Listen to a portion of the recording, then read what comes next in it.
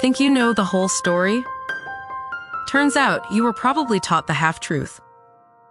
Welcome to Half-Truths. Close your eyes for a moment and picture him. Not the swirling stars or the luminous sunflowers. Picture the man himself. You probably see a gaunt figure with piercing eyes, a straw hat, a pipe clenched in his teeth, and of course, the bandage. The thick white bandage wrapped around the right side of his head, a stark symbol against the swirling impasto background of his self-portrait. It's one of the most famous and haunting images in the history of art, and we all know the story behind it. We learned it in art class. We saw it in movies. We heard it whispered in museum galleries. The story is as vivid and as violent as one of his canvases.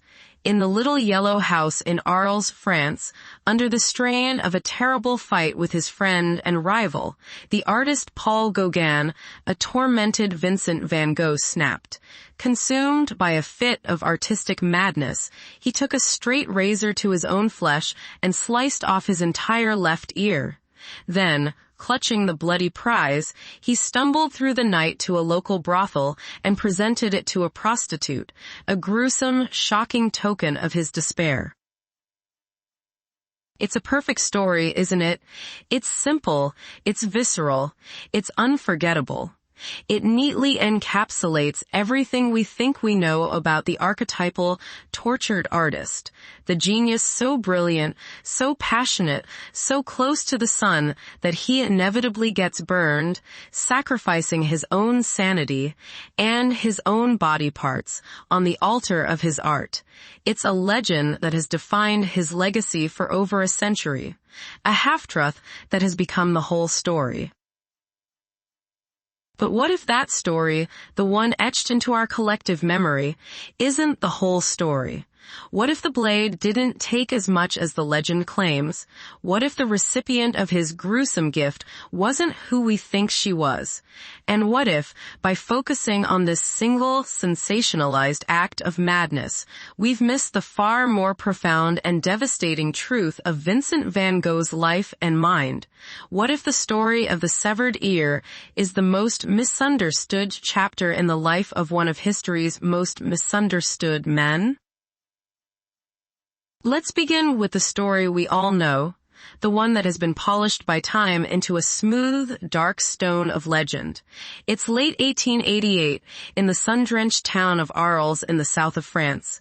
Vincent van Gogh is living in his yellow house, a place he dreamed would become a studio of the South, a vibrant commune where artists could live, work, and inspire one another. His first and only recruit to this dream is the formidable Paul Gauguin, a painter whose arrogance and talent were matched only by Vincent's own passionate intensity. For 2 months, these two titans of post-impressionism lived together in a pressure cooker of creativity, absinthe, and ambition. Their canvases from this period are electric, humming with a shared energy. But their personalities were destined to collide.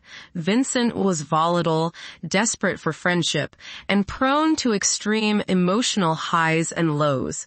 Gauguin was cynical, domineering, and increasingly tired of what he saw as Vincent's instability. The Yellow House was not a sanctuary. It was a battleground of clashing egos and artistic philosophies.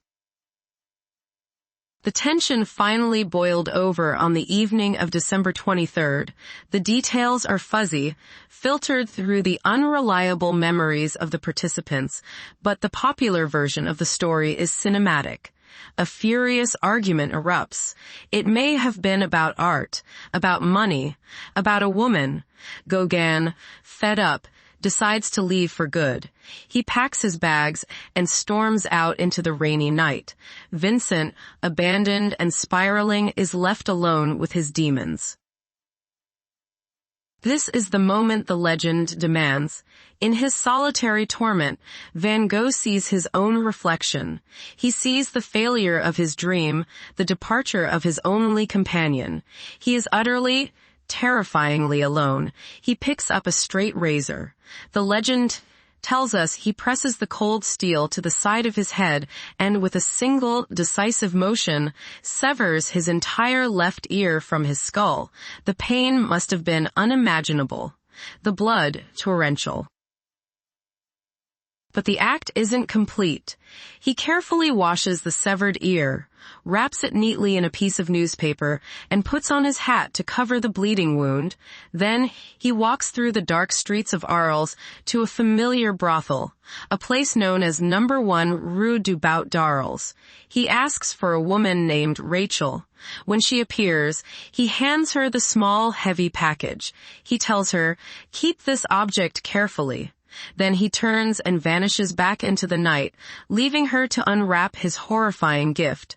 The story is so powerful because it feels like the logical endpoint of his art.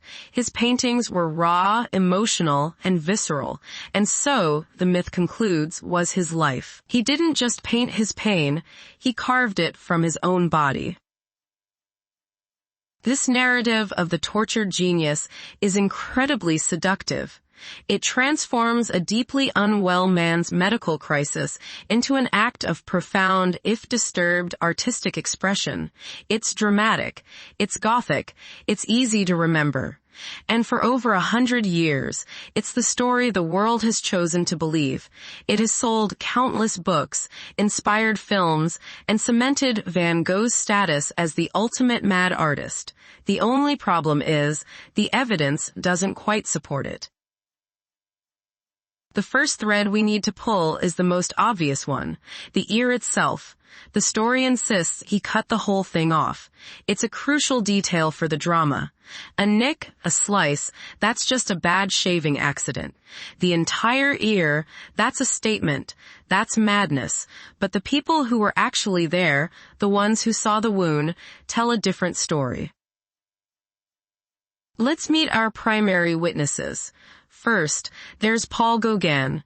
He wrote about the incident in his memoir, Avant et Après, or Before and After, but he did so more than a decade after the fact.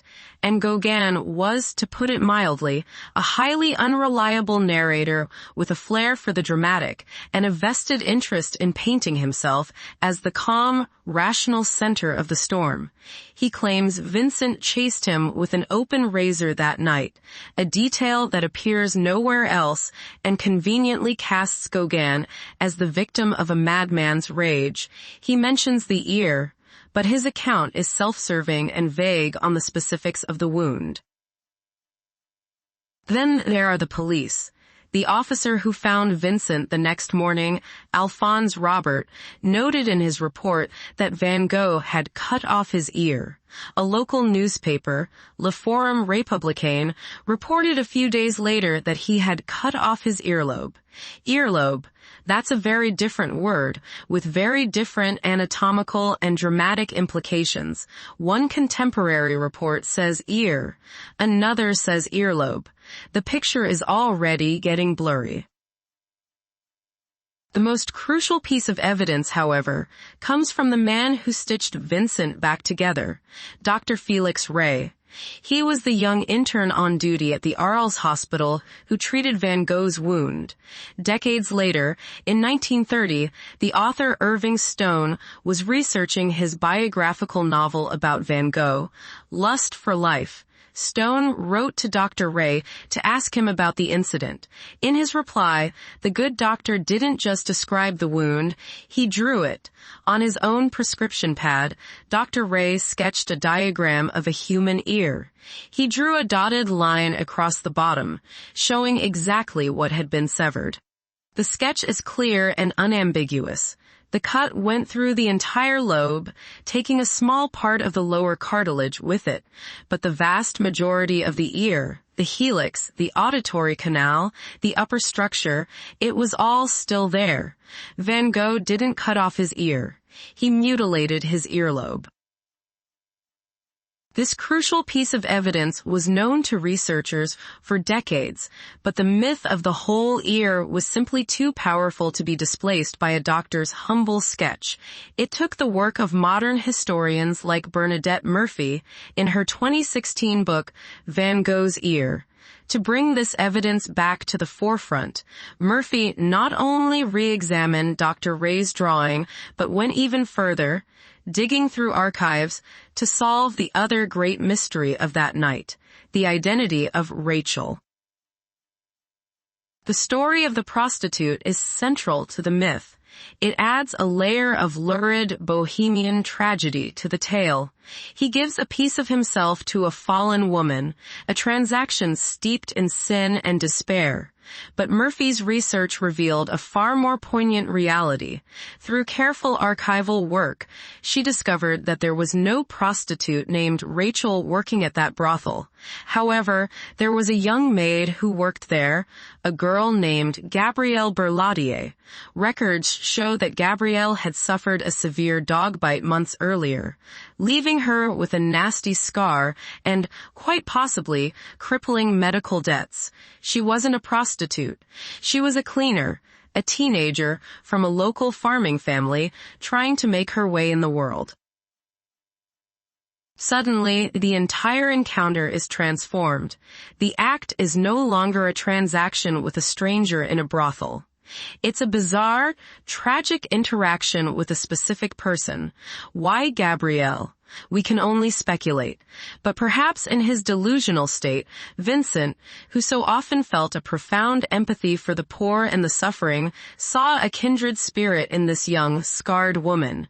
Maybe, in a mind fractured by illness, he believed this act of self-sacrifice, giving her a piece of his own flesh, was a way to atone for something, or to offer a strange, symbolic form of help. The gesture is no less disturbing, but its motive shifts from mad passion to a deeply misguided and tragic attempt at connection. So why did the myth take hold? Why the whole ear? Why the prostitute? Because the half-truth is always more compelling than the complicated reality. The tortured artist is a character we understand. The story of a man severing his entire ear in a fit of passion is a powerful, self-contained tragedy. The story of a mentally ill man, likely suffering from temporal lobe epilepsy, and in the midst of a psychotic break, mutilating his earlobe and presenting it to a maid he barely knew as a desperate cry for help, well, that's just sad. It's messy. It's a story of sickness and despair, not romantic genius. And so, over time, the story was simplified, exaggerated, and polished into the legend we know today. The ear grew back in our imaginations, and a poor cleaning girl was recast as a mysterious prostitute to make the story sell better. With the myths stripped away, let's try to reconstruct that night in Arles, guided not by legend, but by the quiet, tragic facts. The tension in the Yellow House was real. Vincent's dream of an artist's colony was collapsing. His brother Theo, his financial and emotional lifeline, had just announced his engagement, a happy event that Vincent likely perceived as yet another impending abandonment. And then Gauguin, his companion, his artistic sparring partner, his hope for the future, declared he was leaving. For a man whose mental state was already hanging by a thread, this was the final blow. The argument was merely the spark. The explosion that followed was the result of a profound mental health crisis that had been building for years, fueled by malnutrition, poverty, immense stress, and a likely dependence on absinthe. When Gauguin walked out, Van Gogh was left to face a crushing wave of despair and auditory hallucinations. Some scholars believe the malicious voices he reported hearing were the immediate trigger for the self-harm.